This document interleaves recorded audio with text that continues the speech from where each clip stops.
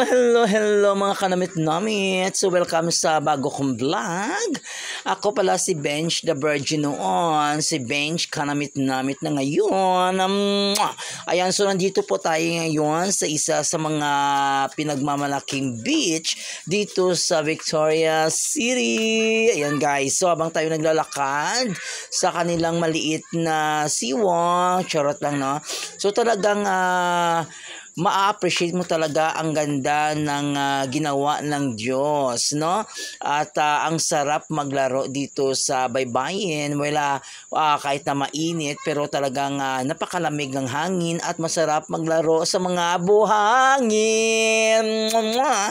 Ayan, so tingnan nyo naman guys, talagang napaka-relaxing yung lugar. Nakakatanggal ng stress, talagang mapapawaw ka, mapapasanaol ka sa ganda at napakatahimik na lugar, no? Ayan, so talagang ma-amaze ka, mawawala yung mga iniisip mong negatibo. Ayan, tingnan nyo naman guys, patakbo-takbo muna tayo, o kahit masakit yung paa, pero sige lang, no? Patakbo-takbo hanggang sa, ayan, no? Ang landi, charat. Ayan, so thank you for watching guys. Let's go.